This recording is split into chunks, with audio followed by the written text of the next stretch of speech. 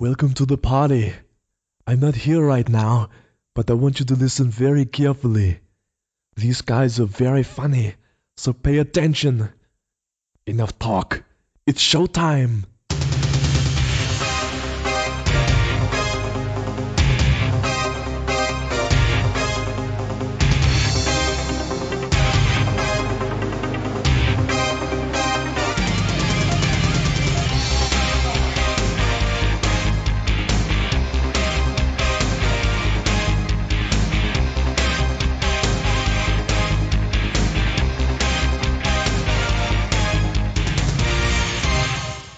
Hello and welcome to Bags of Action. My name's Steve and my co-host is Pete. Hello. This evening we are on part 2 of our Kurt Russellology, or Kurtology. That sounds like some kind of cult. I'm a Kurtologist. I have to be very careful I said that as well. Yes, there are certain other film stars that we may cover in the future Indeed. who may want to come on the show, but are also a member of another religion. Yes. Can't call it a cult. No, you can't. Can you not? No, okay. No, it's a religion, apparently. Okay. Anyway, it's bullshit. We're on... This is going downhill quickly. This episode, we are talking about the 1981 film Escape from New York. I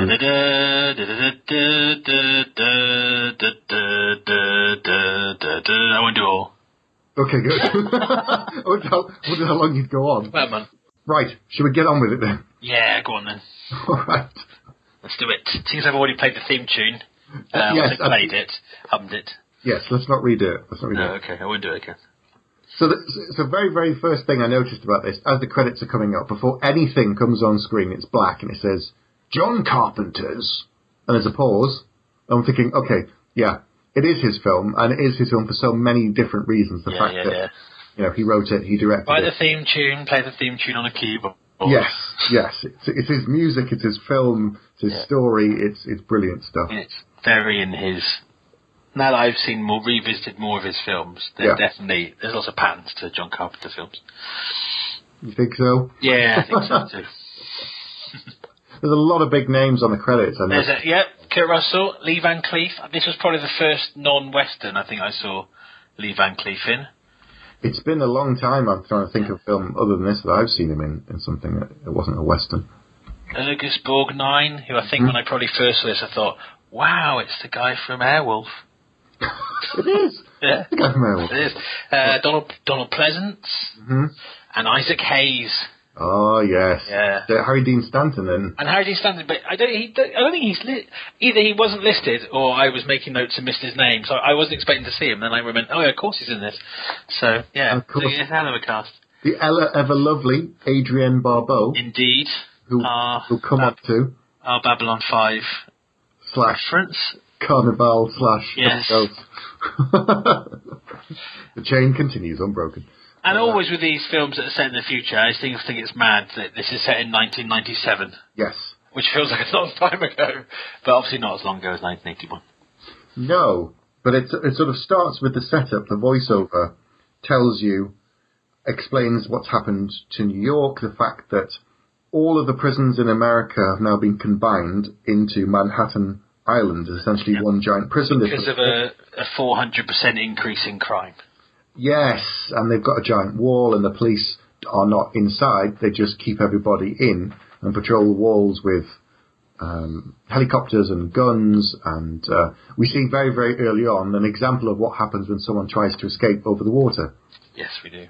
This is with the two guys on a raft. I'm thinking, really? That was your genius plan?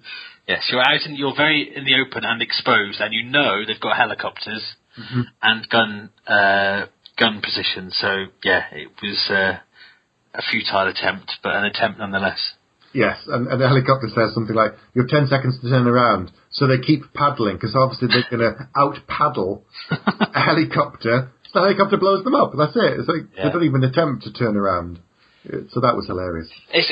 it's a film you do, they always say this whole thing of, screenplay, you got 10 minutes in, you should know exactly what the film's all about. This film, it's about 10 seconds. Pretty much. You're there. But I think one of the reasons I did the music, sorry about that before, is just because it was the music I vividly remember. I think I was about 12 maybe when I saw this first. I think it was one of those kind of, I've stayed up a bit late, what's this? Probably shouldn't be watching it, but I will anyway. And I think it was the music that entirely blew my mind at the time. I remember sitting through the whole end credits just to hear it to the end. But to begin with, when it starts, it's quite kind of low and moody and sort of atmospheric, and it does build as the film goes on. But to begin with, I didn't really know what it was going to be. It's been a while since I've seen it, but I've kind of forgotten the music, actually. It's one of my go-to soundtracks. I've got that, The Equalizer, and obviously Predator, and I think some of the ones I've kind of hung on to over the years. But what I like about it, you notice, people always talk about Terminator as kind of, he never talks, he hardly ever talks. Snake Pliskin barely speaks for the first 20 minutes of this film. It's true. Or certainly the first 15. It's very atmospheric. It's just the score, really, and the sound of helicopters, and the odd line here and there from anybody for the first kind of 15 minutes or so. It is, like you say, very atmospheric opening. Yes, and we get to see that Liberty Island with the Statue of Liberty has now become the sort of the headquarters of the security for keeping everybody inside. And it's quite telling, this film, in some ways, because in the credits, and it shows you that it's New York, there are two things that it points at. It does this kind of graphic to show that it's New York, and one of them is the Statue of Liberty, and the other one is the Twin Towers.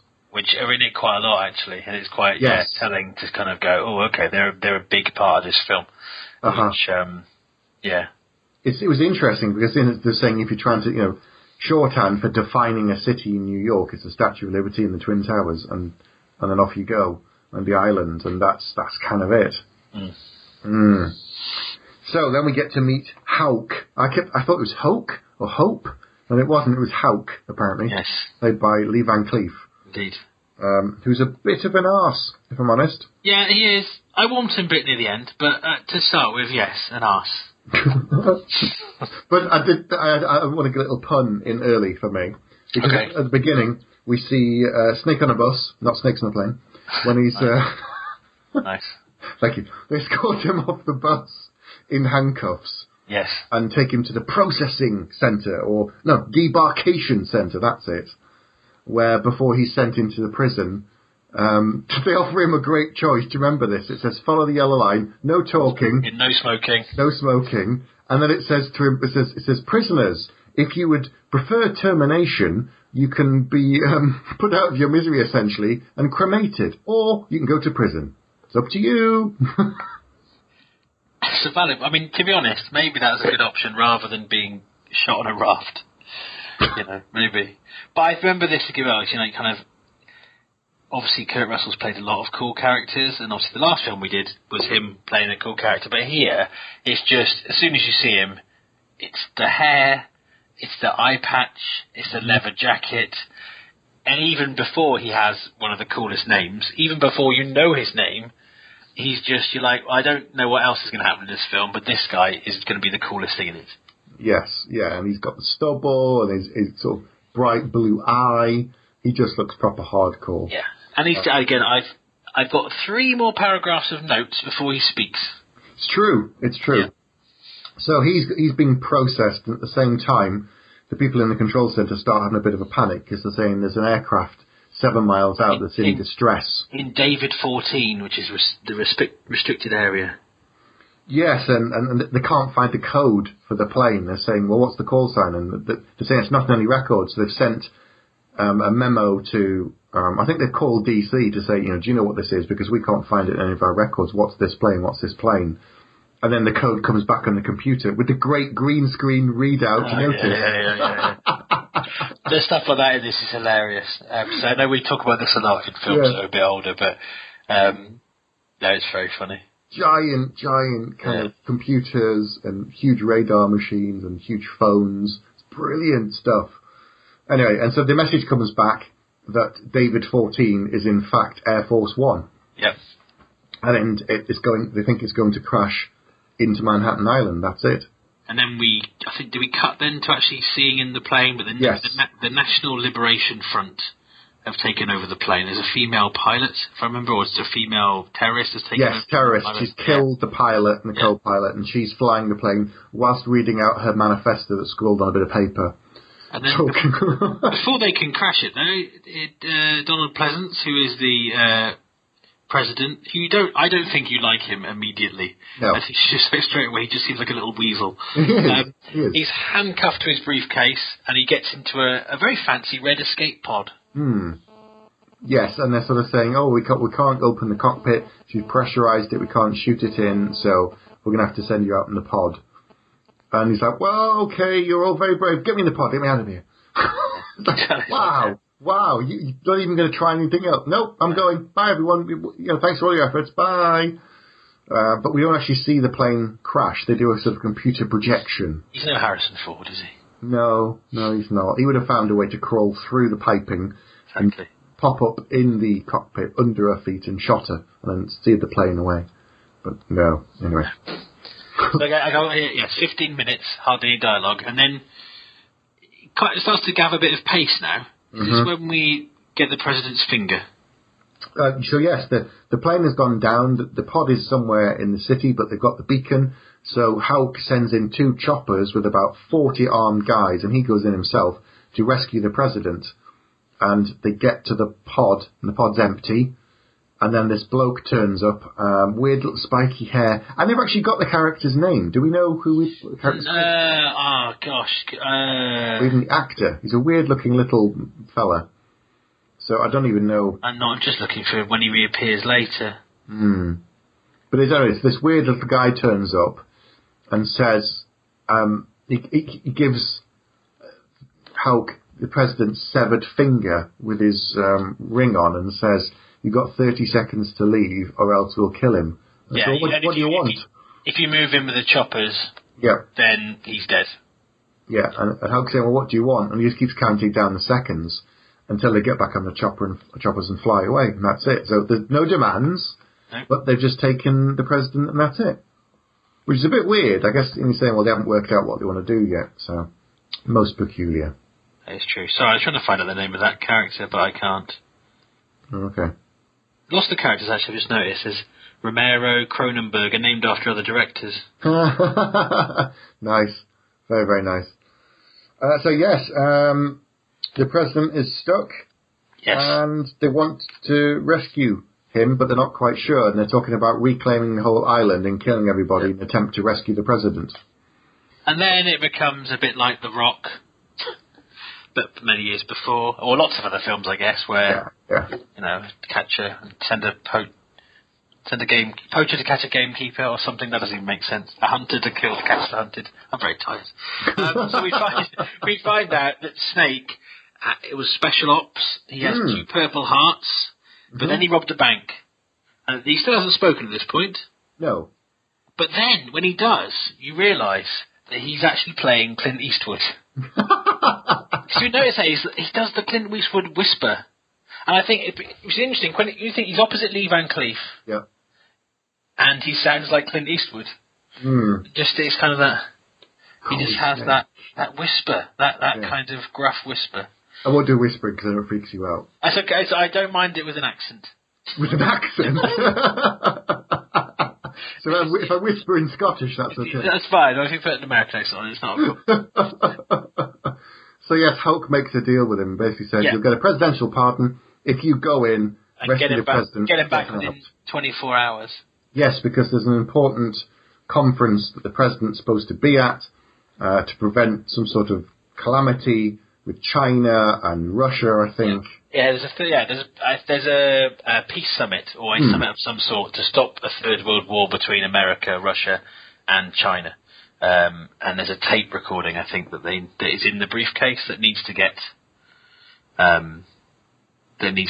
brought back within 24 hours. Yes, and if they don't do it, then it's all going to cause problems, and they'll assume the president's dead, and that's it. So they send Snake in, and they give him an Apple Watch. They give him 2, actually. That's true. It's very kind. Yeah, they give him one with a timer on that shows him the countdown of 22 hours now, because it was 24, he says, but yes, if he doesn't get the message out in 22, it's too late. And the other one is with a homing beacon that he can activate, and that'll show them I'm trying to remember, because he says he doesn't like needles. What do they have to... what was the needle for? So they're going to give him an injection, he said, for some sort of antibiotics, he said, because the doctor and Pauk say, there's all sorts of stuff down there, this will protect you from all of the weird bits and pieces and crap down there. And he says, okay, go ahead. And the doctor jabs him in either side of the neck with a very fancy kind of needle gun, and then find out Hulk's done a bit of a nasty thing to him. Yes, this means that if they can kill him. Yes, he's put a capsule in either side of his neck, in his arteries, and he said it'll degrade over the next 22 hours. And when he gets to 22 hours, there's an explosive, just small enough to seal up your arteries and kill you. Yeah, I booby-trapped you. Yeah, so he can't take the glider and fly off and go the other way. You have to get back. Otherwise, and if you don't get back with the president, that's it. You're both dead. So then we get the first... Well, we've seen a couple of bits of kind of Snake's kind of cool swagger, but this is very... Lots of other films have done this since, but he's... when I get back, I'm going to kill you. I believe him. I think... I do. Yeah, I believe him. He's going to come back, do the job, and then he's going to shoot Hulk in the head and say, told you. Like Eastwood would do or something. Mm-hmm. But that's it. It's like, right, okay, job done. So he can't escape this. He has to go in now. He goes in a glider. And goes into the World Trade Center, which has become their kind of... they use it as their kind of... Well, it's the place they land, isn't it? And then have to head back to. He finds the blown-up Air Force One. I put here... That for if this was a modern film, that's half an hour it's taken before he's gone in. Mm-hmm. I think if this was made now, and apparently there is a remake, but maybe we should very quickly pass over that at the end. Oh. It's supposed to be a remake being made. I think that we'd get to this point by about 10, 15 minutes. I think 20 minutes would be shaved off. I think so. I think all they do is give you the voiceover, show the plane going down, and then have the scene with him being... the titles would almost be him getting the ultimatum. Yeah. And then they launch him in, and while the credits roll, maybe he's parachuting in or halo jumping into the bloody island whilst the credits are rolling or something like that. And half an hour in, and now he's in there. Earth Force One is shattered in pieces, everyone's dead, the pod is empty, the president's gone, and that's it. But he is following the beacon that's attached to the president's wrist. And he comes to a strange old music hall. Yes. Oh, God. There's a show being performed. Yes, there's a drag queen musical on stage, and who sat at the front of the audience smiling and cheering along? But good old Ernest Borgnine himself. And he recognises Snake straight away. This is one thing that I thought was really cool, but then I also thought, if this is the prison with every single prisoner from the whole of America, one, why is there so few cast members? Budget, come on. Yeah. And two, why does everyone know Snake? I think it's quite cool. It is a bit like The Man with No Name, also though he's got a name. It's a bit like those kind of westerns. And it's a bit like... There's also some elements, I think, that kind of... I don't know if Roadhouse may have taken I Thought You'd Be Taller based on I Thought You Were Dead. Because every time you meet somebody, they think he was they think he's dead. Mm-hmm. They think the Snake is dead. And we start to find out why, I think, as things go on. But there's a bit here where you straight away realise he's not a very nice man, because he goes down to the underground levels and there's a woman being kind of sexually assaulted by two men, and he just kind of walks past. Yeah, he just looks at it and goes, and carries on walking, thinking, what is he going to do? And he doesn't do anything, so he just keeps going, thinking, right, okay.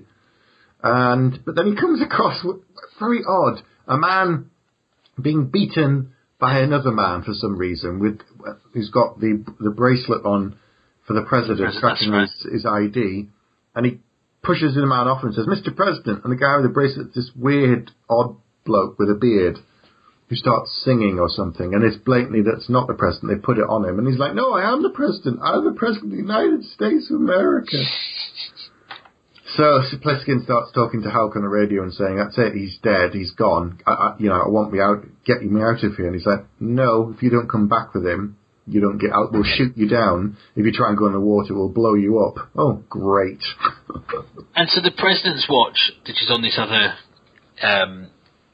bearded gentleman, George Buck Flower. I Nice. think if I'm playing drums. Nice. It gives you like medical information and stuff, so again, it is like an Apple Watch ahead of time. But the interesting thing here is suddenly it's 18 hours left. I'm thinking, alright, there's 22 hours. He gets in the glider, lands, doesn't do very much. 18 hours left, so he's lost 4 hours already. Without doing very much at all. Yeah, well, Manhattan's a big island. Try and get across it. True. Takes a while, But we did see Snake takes out a couple of guys. That's true. There's one bloke saying... They want his boots. Yes, there's one going, "Oh, lovely boots," and two blokes sneak up behind him, and Snake just takes them out, just punches them and pulls out his massive gun. Yes, it's the most ridiculous gun about it. Have you? I don't know whether to tell you this now or after, but have you seen any of the extras about Kurt Russell talking about his time on the film? No, not at all. No. Oh, right. Well, I'll tell you the story now then. Okay. So there's a few video clips online that you can find, and one where he says, when they were making this, they were obviously shooting it in New York in some quite bad areas, and there's film crews and all around, and he said it was relatively safe. But at one point, they were having a break in filming, and he just sort of walked down a road and had a bit of a break, get a bit of fresh air, and he came around a corner, and there was these three blokes stood there, and he suddenly thought, there's no one else around, there's no one else in sight, and I'm on my own, and these three blokes stood on a street corner, all pretty kind of tough blokes. So then Kurt just walks towards them and stops, and he's there in his combat boots, combat trousers, vest, giant gun, eye patch, and they look at him and go, "We don't want no trouble," and they walk off. And he thought at that point, "Yeah, John, you've done well. I obviously look quite badass. If these three real blokes are scared the crap out of me." It's a good test. Yeah. So yes, everyone kind of knows who Slake is. And they're all, some of them are scared of him. They all think he's dead because he's not a very nice guy. And he's pretty tough from what we've seen so far. Compared to some of the other films we've done, where we said, "Oh, I thought he was really tough and he took out loads of guys," and then you watch the film back and you go, "Didn't really do a lot, did he?" But in this one, he certainly proves himself, I think, to be an action hero. Yeah, definitely. And then you start seeing zombie-like people. Yes. Coming out from everywhere. And it goes a little bit... out the sewers, yeah. But they ignore him completely. They just kind of walk straight past him. Well, he runs into a diner and sort of hides there, and there's a woman there who explains a bit of Basil exposition. "You a cop? You got a smoke?" There you go. That was a bit of it. So the actress who plays Girl in Chock Full of Nuts, that's the diner that she's gone into, is the actress known as Susan Hubley, or Hubley. Which is an interesting name. It is. I've never heard from her in my life, but apparently she was in All My Children for 8 episodes. That was her biggest thing on her IMDb page. Yeah, I'm just scrolling through IMDb. Lots of things. Mm-hmm. But she hasn't... She's in 2 episodes of Kung Fu. She did Beverly Hills 90210 as well. Did a Kojak. Everyone. Do you know what? I know we will say about Babylon 5, but everyone's done a Kojak. And everyone's done a Columbo. Come on. That's true. A lot of the people that are now big stars have all done an Equalizer. She's done a Murder, She Wrote as well. That's another rite of passage. It is. It really, really is. Yeah. Anyway, so yeah, she explains the situation to him, saying it's all the what she called them? Crazies. Crazy, yeah. She calls them the crazies. I put here that this is where it starts to feel like a computer game, because he's kind of just, in like computer games, you're wandering around, and you find stuff, then people start chasing you, then it's very much got that kind of, not levels as such, but like that exploration kind of feel. Yes. Because she said they're out of food, so they're really hungry, and they're going around grabbing people. And then it gets really weird because they start bubbling up out the floor. And then she gets pulled down through the floor. And again, watching this with maybe a slightly analytical head on and a modern mindset, I thought, well, you've seen this woman. They've had quite a long chat. She's been taken away. He's either going to rescue her or she's going to appear later. How wrong was I? Well, he does try to help her because she goes down to the floor and he goes to grab her and then she's gone. And it's like, okay. And then a lot of them start appearing, so he just runs. He heads off out the fire escape, doesn't he? But they are coming after him. He goes up the building, and they're coming after him, and he goes into the next building, through another window, puts something up against the door, shoots it, and then he does the classic thing, which I haven't seen in ages. He uses his gun and shoots a hole. Well, no, he didn't even shoot a hole. He shoots a ring of bullets in the wall. And then runs through it. And it bursts through the wall. That's a classic 80s. I don't know if you noticed, but as he's running towards it, I think they cut, and you can see the hole is already there. Oh, man. Just before he hits it with the shoulder. Yeah. Disappointing. So he ends up in Airwolf the taxi. Airwolf the taxi. Yeah. Or Ernest Borgnine's cab. Yes, Cabby, as he's known. Yes. He's been driving it, and he's a little bit simple, isn't he? He's been driving it for 30 years. But the bit here, again, that caught me, I remember thinking, he's got to go in there, he's got to find the president. Where can he possibly be? Well, he gets in the cab, and the guy tells him. Pretty much. Yeah, the Duke's got him. You meet him once, and you're dead. You meet the Duke once, you're dead. Yeah, but he's got him. Duke. He's the Duke in New York, and you're thinking, right. You need to go and see the brain. No one sees the Duke without seeing the brain first. I'm thinking, it's good they've got a system. The process, you know. You don't want people just strolling up to the Duke who haven't been to the brain first. It would be bad manners. It would be impolite. Yes, exactly. It might offend people. So Maggie, in her leotard. Leotard? She looks like a leotard kind of top, hasn't she? It looks like a leotard to me. Well, there's not much there. She's coming out. It is a leotard. I was being polite. I'm not going to be. She's almost coming out of a leotard. That's true. Well, she answers the door. And said, come meet the brain, he'll take you to the Duke. Oh, I heard you were dead. So again, another person that thinks that Snake is dead. And then we find out that the brain is Harry Dean Stanton, who knows Snake because it used to be the three of them. Him, Brain, and Fresno Bob. I wondered if you'd say his name. Yeah. Fresno Bob. You're out the Fresno Bob? Yeah. He's dead. Because you ran out on us 4 years ago. So Snake's got history with Brain, whose real name is Harold Hellman, which I think is hilarious. He also invented mayonnaise. Well done. Joke there, people in the UK. Yes, everyone else like, what are you on about? Yeah, well, it's a brand of mayonnaise. Look it up. Yeah, look it up. Use the internet. Come on, people. But then they might find an advert, a TV advert for Hellman's with Brian Blessed, who's in Flash Gordon. So it's all within the right area. Yes, well done. Okay. So we find out that Brain, as his nickname suggests, is a very clever guy who works for the Duke. He does. And he's so good at what he does that the Duke gave him Maggie to keep him company. I'm thinking, wow, okay. But everybody in there is a prisoner, remember? So I'm thinking, well, what have they all done? What's she done? So there are no damsels in distress because everyone's a prisoner. True. So it's like Australia. Right, there goes any Australian listeners that we had. Thanks for listening. That was the end of Bags of Action. I didn't mean now. I didn't mean now. Okay. Didn't mean now. Well done. Anyway, so yes, they go to see Brain, and he just basically says that he's planning an escape for the Duke, and they're going to get everybody out of New York because he knows that all of the bridges are mined, but they had someone go across one of them who mapped out the mines for them, and then he died at the other end. But they still got the map, which I didn't understand how they did that, unless they watched him. And so they said, left a bit. Oh, you made it past there. It was like Nightmare. Is that what you're trying to say? It was like Nightmare? I think so. But then he got to the end and got killed somehow. Did he fall off the end of the map? Is that what it was? Maybe the chandeliers on his car weighted it and tipped it off, if he had any. I remember those. I didn't remember the music. I remember the anyway, so Brain's got a cunning plan, and they're going to walk out of the prison with the president at the front. That's the cunning plan, which obviously Snake isn't in favour of. Using him as a human shield.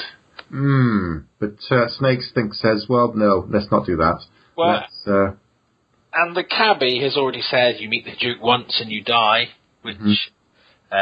I'm not sure it's completely true, but he sees the Duke's car with its chandeliers, and its kind of rap bounce going on, and gets in his car and drives off.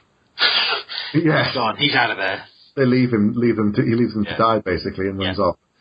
So Snake sneaks up on one of the cars whilst they've gone to look for Brain, punches out the two guys, steals it. Him, Brain, and Maggie get in the car and drive off to go and find the president, because Brain knows where he's being held, which is at a train yard, I think. Yep, Duke's train yard. And so their cunning plan is Brain's going to do all the talking whilst Snake sneaks in and rescues him. Yeah, he sneaks on the roof.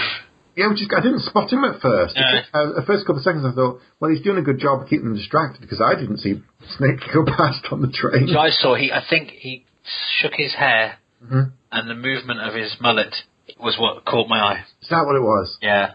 Well, we've had snakes in a bus, now we've got snakes on a train. Nice. Thank you. We had snake in a glider, but not quite snakes on a plane. Nice. No, not quite. Anyway. So we find the president has been tied up. Oh. Yeah. Ooh. And there's two guys guarding him. One's got a crossbow for some reason. Yeah, and again, it's quite easy to find where the president is, and then it's quite easy to get him, really. Yeah, although Snake does get shot in the leg. He does get shot in the leg. He does, Kind of gives him a heroic limp for the rest of the film. That's true. That is true. But the slightly worrying thing is when they come out, because Snake kills them both, basically. He cuts one man's throat, fights for the other, and shoots him, I think. That's right. And then when they go outside, all the men talking outside the train are gone. Snake's gone, Maggie's gone. I thought, oh, no, this isn't going to end well. And predictably, Duke and 30 of his men turn up, it seems like, plus Brain, who double-crossed him. And Duke, who you got the feeling that Snake had never heard of, the first thing he says is, I thought you were dead. So he also knew who Snake was. Like, everyone knows who Snake is, and Snake doesn't know who anyone else is. But there's a chopper overhead, and then they go back to Hawk. And do you know what I noticed at this point? What? Lee Van Cleef's earring. Yes. So, don't remember, was he wearing that earlier? It's very, very brave for 1981. Yes, so they're kind of worrying because Snake has lost his radio. Yep. He's not in contact with them anymore. He hasn't turned on his transmitter. And there's quite an eerie shot here as well, because they show like a big wide shot of the water and looking out of, and you do see the Twin Towers like smack bang in the middle of everything, and it does. Yeah, with the knowledge of what really happened since then is it's a bit strange to see. But they're getting worried on the base because there's no people anywhere on the streets. There's no life signs. They're saying, well, that's not right. What does that mean? Because there's no one up on the streets. They're all down below or in buildings, and they've never seen that before, so they're all getting a bit worried. And they want to send in the choppers, basically. Time's running down. Snake's failed. No sign of the president. His beacon hasn't been turned on in a while, so that's it. They're getting ready to go in and kill everybody, I guess, and try and get the president out. Yeah. And this is where we find out that why Snake is called Snake, or vice versa, I suppose. But he has a big snake tattoo. Yes, I think they said, if you're going to do it and you're going to have a tattoo, make yourself a massive one right on your stomach. Yeah. So he's got a giant kind of black cobra tattooed across his stomach, which is pretty epic. Yes, it I is. don't think I'd ever do it, but it looks pretty epic on Kurt Russell. I just thought you'd gone, do you know what, I've changed mine. I think I will get that done. It's on your birthday. If I'd known, I'd have got you one for your birthday. Oh, no. But the other thing I noticed here as well, so around the same time when you had the other action films of this era, or maybe a few years later, all of them are pretty ripped. They're all pretty massive guys, whether it was Stallone or Arnie or, Van Damme. They're all hardcore. I mean, obviously Bruce Willis wasn't ripped, but he was, well built, although he most of the time was in a vest. Yeah. Kurt Russell isn't a massive guy, but he's in good shape in this film. Yes. And I like the fact that there were people who were bigger than him and looked meaner, and yet he was probably the toughest guy there because he just kept going. So, big, it doesn't always mean strong, I guess, in this. But I was going to say, it's a bit like Swayze, but then I think we've talked before how Patrick Swayze was supposed to do Tango and Cash, and then did Roadhouse instead, I think, which is why Kurt Russell went in there. So they're both in that kind of not as big as everyone else and with flowing locks category. Are you saying they both got a mullet? Is that what you're saying? Maybe. There's nothing wrong with that. We've all had one at one time. Ooh, really? Maybe. Was it about this era that you had one? I don't... In reference and sort of respect for the films? I might have been slightly later. Yeah. Yeah, maybe not too late. Not late enough for it to be a problem. Right. Okay. Anyway, so the president is against the wall and they're shooting around him. Yes, with Snake's gun. The Duke, Isaac Hayes, is shooting him, but not at him, but sort of around him, and they're all cheering. And I'm thinking, a bit boring game, really. I mean, if you wanted to shoot him, just shoot him, but, hey, you missed. Way, you missed. That's and then, am I right, the helicopter lands, they take the briefcase, and then they go again? No, so they open up the briefcase once they've shot it open, and they find all these papers and a tape, which the weird little freaky man puts in his coat. And they're getting ready to send in... So, Duke wants Brain to sort out this map so they can get out with the president, so they don't kill everybody. And at the same time, something's going on, so they send...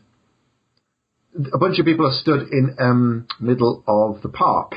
So they've had no life signs, and suddenly there's 30 people stood around waving, so they send a helicopter in to see what's going on. And when the helicopter gets there, they all run off, and you see that it's the president's briefcase that's left, and they pick it up and take that back to Hulk.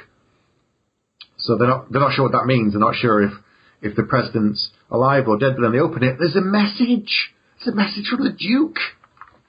You remember this? I don't have this written down, but really? Okay, so basically... I watched this very late at night. Maybe I nodded off.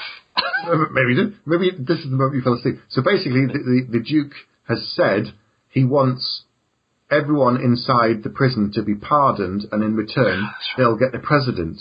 Yes. And they're saying no. So Hulk says, right, get the choppers ready. That's his compromise. No, I'm going to go in and kill everybody. So they all start gearing up with all the choppers, and hundreds of men start running into them. Meanwhile, poor old Snake is put into a boxing ring with a giant. Yes. Do you know who the giant is? Because I don't. I don't know his name. I've got big wrestler with beard. Is that everyone the credits? No, that's just what I've put. Hang on a second. So he looks like somewhere between a WWE wrestler and a sumo wrestler with a big bald head and a massive beard. He's pretty epic. He's got to be in the main cast. So is it Ox Baker who plays Slag? It's got to be him, surely. He's a former. There you go. He's one of the meanest, ugliest wrestlers ever. Bald with a hairy chest. There you go.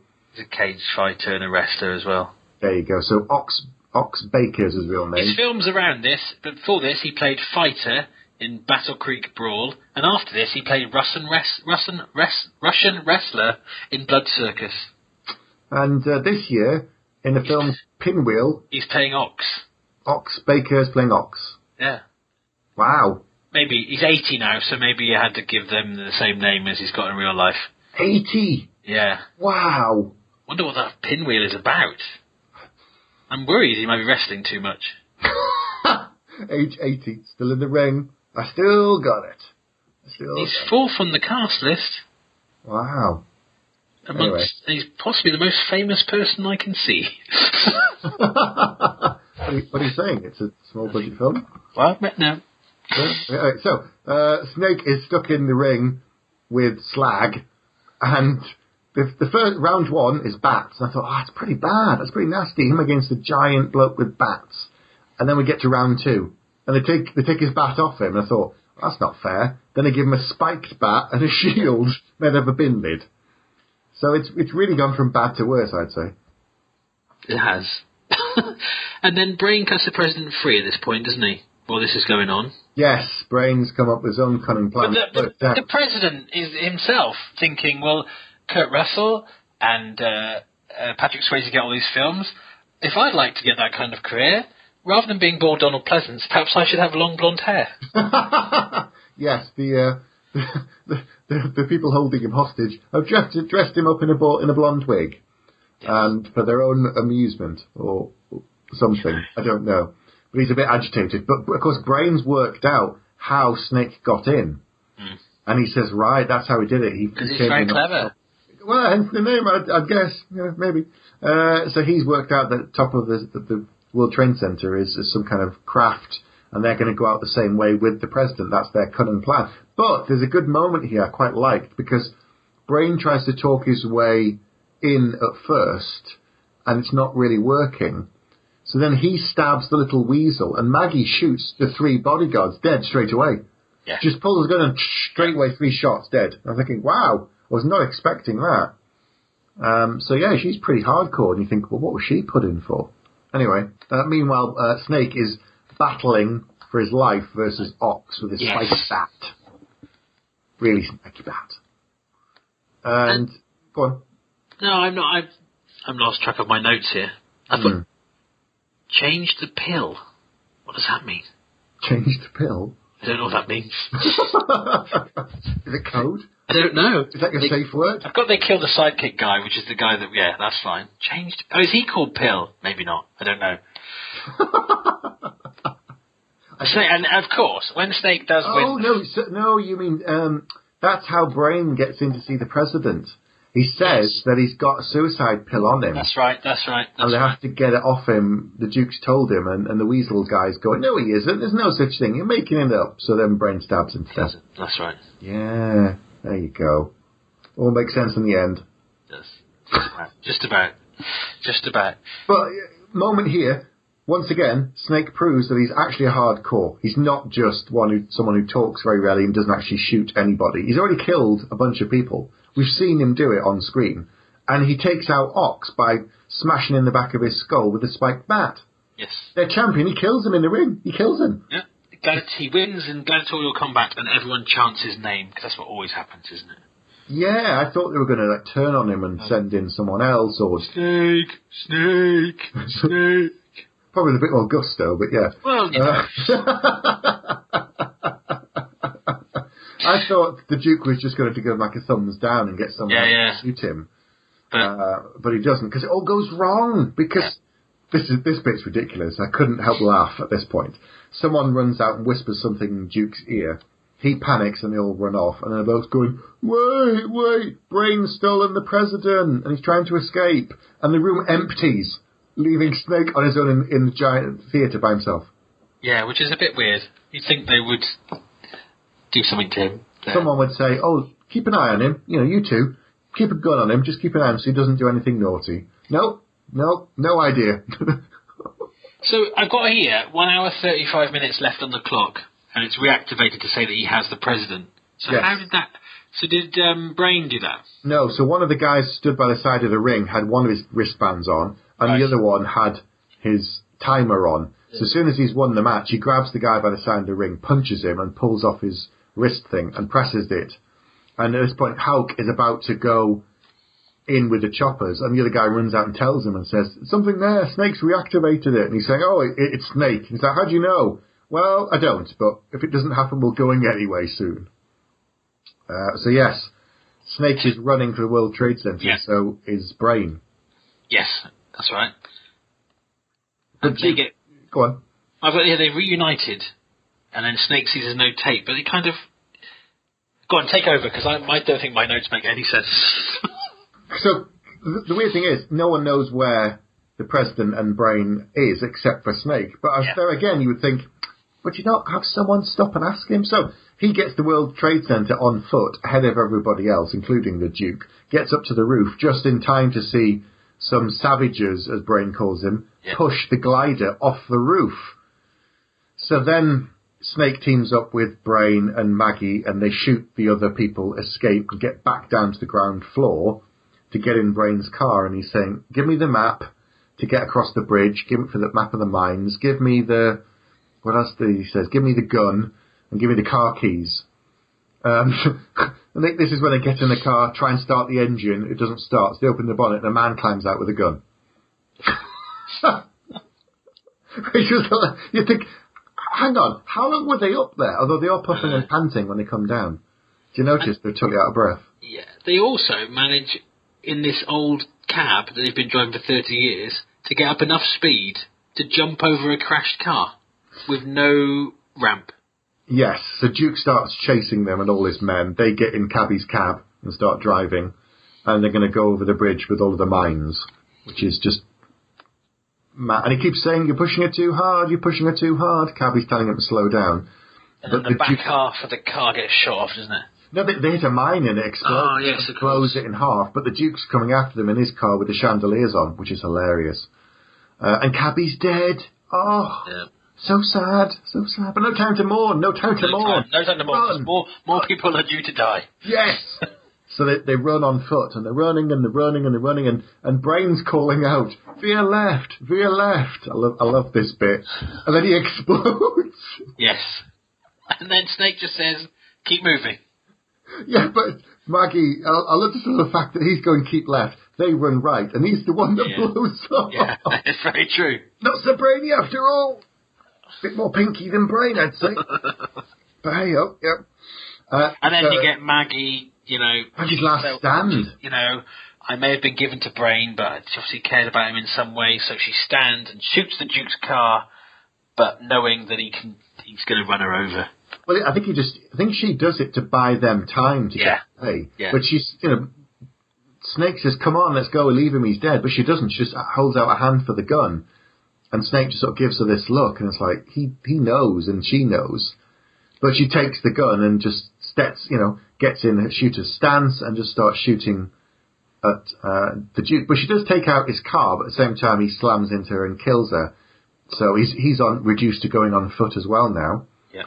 And then there were two. There's just Snake and the President running for the end of the bridge, dodging mines as they go. And then Hulk and everybody have seen them. They've told them not to shoot the prisoners. They race along with a winch, and they start lowering it down. And he hooks the president up, and the president goes up, and then Duke appears. Oh. Yes. And they get into a bit of a fist fight with Snake. With an end fight between the two, which is not very long, actually. No, I've got to say, we were saying that Snake doesn't say much. The Duke doesn't say a lot either. No. Really, there's a couple of scenes where he's sort of talking about what they're going to do when they escape, and they're all going to get out there. It doesn't seem. For someone who they say you meet him once and you die, well, quite a lot of people have met him in this film, and they're all fine. Actually, no, they're not. By now, they're all dead.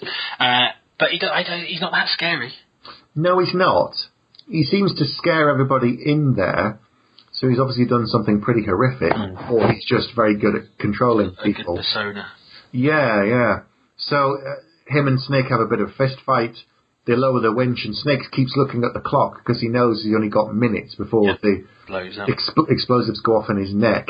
So he gets on the winch, he starts going up, and then it stops. You see somebody turn it off, and the Duke finds his gun, and then the president at the top of the wall guns down. With a machine gun. Yeah, guns down the Duke, shouting at him because he made the president say that he was the Duke of New York and that he was... What does it make him say? Like he's number one or something? Yeah. And the president's gone mental. He's just snapped and just shoots the Duke and then starts the winch back up and rescues Snake. So Snake goes up, he gets over the wall, he limps over to Lee Van Cleef and Hawk. It's good to know that he's still limping because sometimes in these films the continuity goes all over the shop. And they just forget, don't they? And he hands him over the tape. There's 3 seconds to spare. So they take the little devices out of his neck.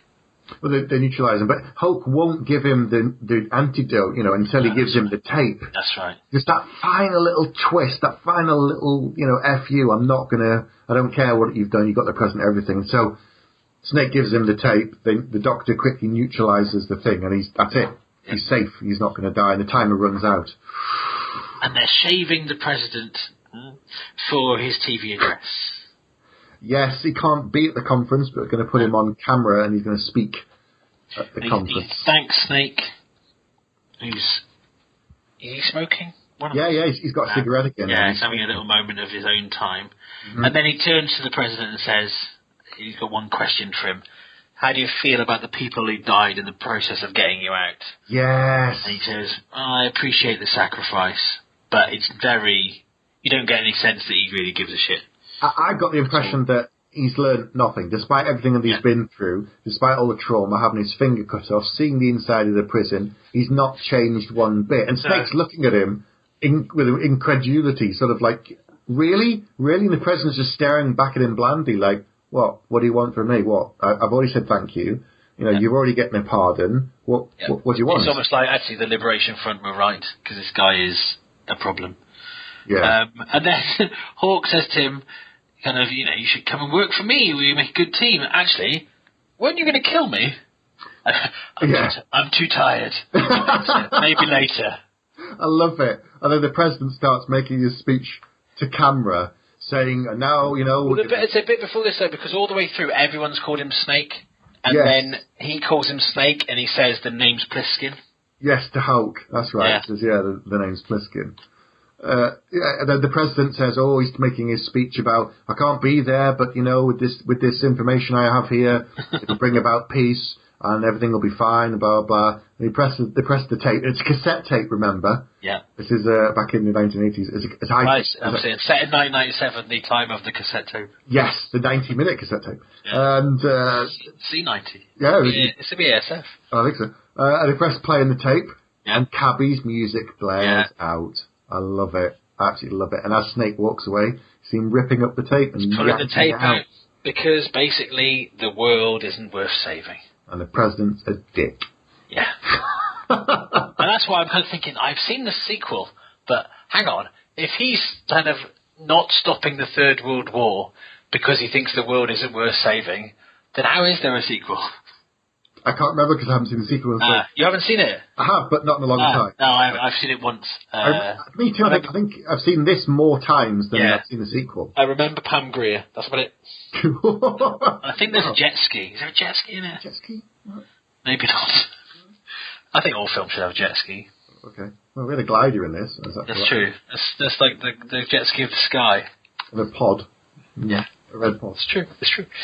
And then the amazing music comes on again, which I won't do again. Yeah, please don't. No. And that's it. So it was. I think it was an hour and a half, maybe 95 minutes, 96 minutes or something. Yeah. But it didn't get going. Well, by modern standards, I guess, until about 20. Yeah. Yeah. So really, it's kind of the main story is about an hour. I've got here, Carpenter's films can be a bit like a school drama lesson. Run along, do stuff, fight. Wow, harsh. But I just think, having watched this back to back with Big Trouble, they're quite similar films. Even though they're different tonally, there is that kind of, I have to get somewhere, I've got to find something, and, I'm going to fight somebody on the way. Although there's more of a message to this film, obviously. It's a bit more meaningful.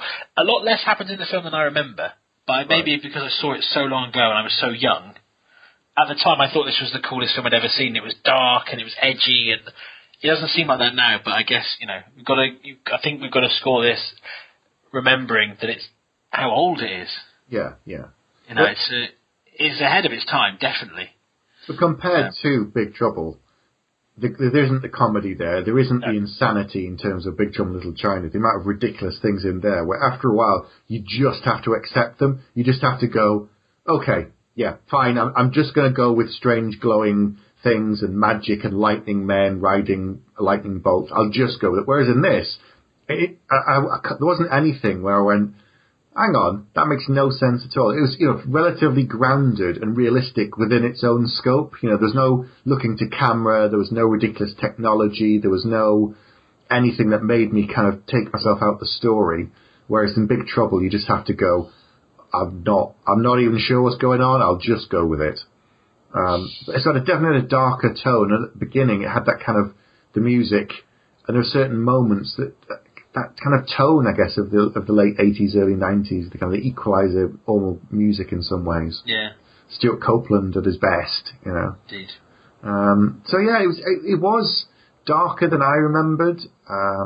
He did more than I remembered. I thought he just kind of stood around like some of the action films we talked about, but they don't really do a lot. Yeah. In Big Trouble, he did bugger all. He just was like accidental hero, whereas in this, Snake actually shot people, killed a guy in the ring, rescued the president, got him out, did the job, and didn't have someone do it for him. And I suppose as well, when he went in, he didn't really care about anything, and by the end, although he doesn't care still, in a way, he cares enough to make a decision at the end. Yes, and I think by the end, he cared about Maggie because he wanted to get her out. He went back for her. Yeah. And he liked her and even Brain and Cabby more than the president. Do you know who the voice of the computer at the start is? Who's No. uncredited? Go on. Think of a lady that's associated with John Carpenter. I don't know. Jamie Lee Curtis. Really? Oh. I can read IMDb. Oh, well done. Yeah. Wow. God, they really have done a lot with Kurt Russell. I've gone to the John Carpenter page of IMDb, and I didn't realise. I'd forgotten that he directed Starman, which I happened to watch about 20 minutes of today because it was on TV. And I forgot the Elvis TV film with Kurt Russell was him as well. Really? Yeah. Oh, God. Wow. He's done so many films.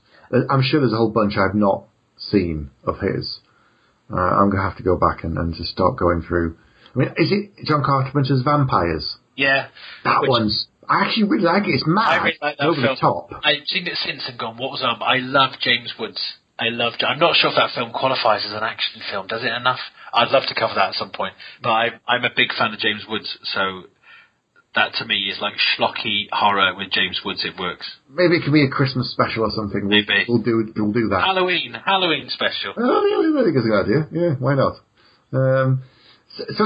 Compare. I think I enjoyed this more than Big Trouble in Little China. Yeah, same here. Because it didn't have that weird bonkers insanity thing, and it was a bit more grounded within its own rules. And I really liked Kurt Russell in this. He was very underplayed, understated performance. He was doing the kind of Clint Eastwood thing at the start, but he kind of stopped later on and just got on with it. Yeah, I kind of liked in a way, though, that it did have a Western feel. Yeah.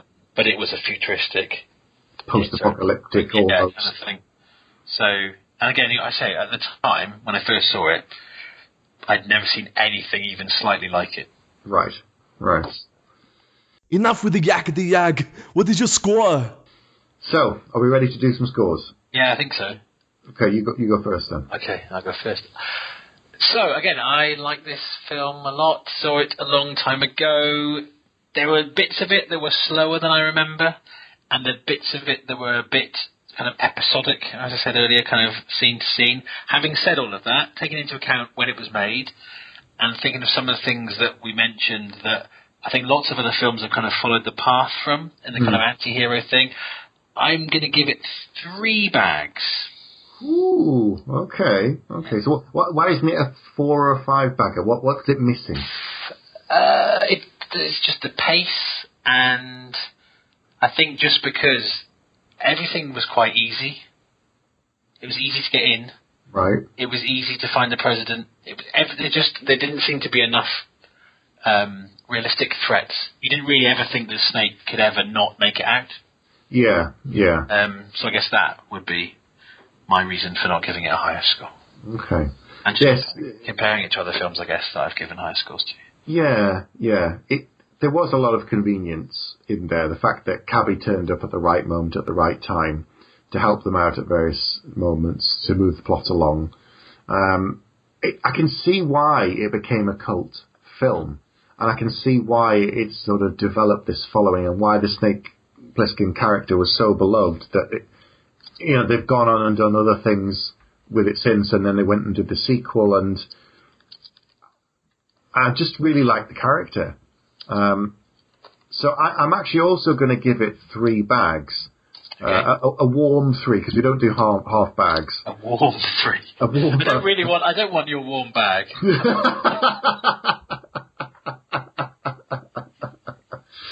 Well, unfortunately you don't get a choice. Say that mine is a cold 3. That's very clear. Okay. Yes, so 3 bags, but very, very fond of it, and it's definitely a film I'd watch again. I think so. Yeah. So you would. This isn't something that you'd be like, yeah, I've seen it now. I'm never going to go back. There was a time when this was on TV a lot. It's true. It was your standard 11:30 start BBC One film. And I've noticed it in the schedule for a long time. But I guess maybe that's because of the proliferation of channels. They don't put that kind of thing on anymore. But no, this film used to be on an awful lot. I may have to watch Escape from LA now, just to see. I think so, yeah. How that fits. Yeah. So, on a sort of side note, before we come on to the remake, they've been doing Snake Pliskin comics for a number of Yes. ever since probably about the late 90s. It's bounced around between the different publishers. And yeah, there's some new ones at the moment, I think. I'm trying to find the link now. Boom? I have a feeling, yes, I think you're right. I think it's Boom Studios are doing some Snake Pliskin comics. Let me just Google it whilst we're talking. Yeah, it was a Marvel book back in the day. Yeah. Did you read any of those? No. All right. No, I didn't.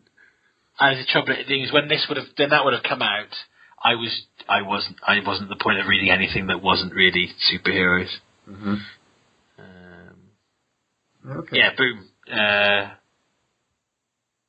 So Brian Chirillo and Christopher Sabala, who's drawing the Big Trouble in Little China comic book, are doing it at Boom Studios. They're bringing Snake Pliskin back to an ongoing Escape from New York series. Christopher Sabala. Covers by Tim Bradstreet, Riley Rossmo, all sorts of people. Man, I have to go and get these now. Yeah, definitely, because it's the kind of character that you want to see him do more stuff. And being in a comic, you can see how it would work. Yeah. So it looks like the first issue of Boom Studios comic, Escape from New York #1, came out on December the 3rd, 2014. So not very long ago at all. So I'm have to go and hunt these down. The good thing about, I guess, doing it in a comic book is, there's no budget, and they can show him being a bit more. There's a teaser poster by Eric Powell that was shown at San Diego before it was released, and it's him from the chin down, no shirt, cobra tattoo, the massive gun, and it just says, "I thought you were dead." Yes. They've got to get into that, who he was, why everyone thinks he's dead. This must have got the nod from John Carpenter and, the thumbs up to let them do more of this sort of stuff. So, yeah, if you've read this from Boom Studios, let us know. If you've read the first issue, maybe only a couple are out now. So it's something I definitely want to get into. It'd be great to create brand new stories that, without spoiling anything, you can just dig into his past.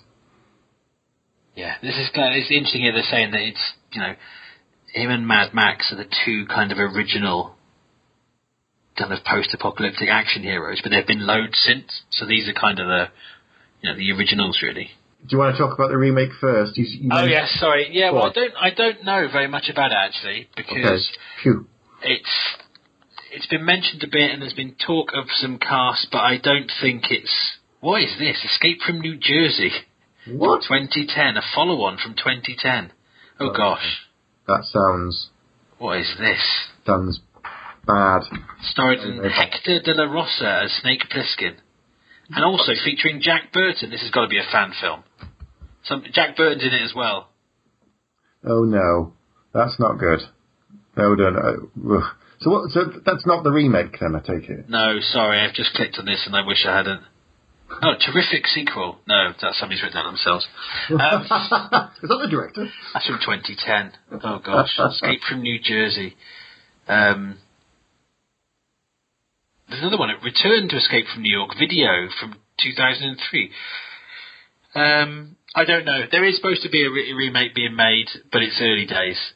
So I think there was a bit of a bidding war between companies over who would do it. So let's hope it never happens. Yeah, because there's too many remakes. There are. It's just driving me bonkers.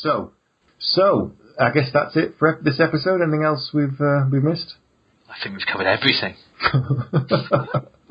We hope you enjoyed our part 3 of our Kurt Russell. Part 2 of our Kurt Russellology. I hope you enjoyed Steve's warm bag. And all of the puns about snakes on a plane, a train, and a bus, and a glider. So, good night from me. And it's good night from me. Good night. Good night. Don't sing theme tune again. Okay. You have been listening to Bags of Action. No bullshit. You'd better stick around for the next episode, because if you're lying, I'll be back.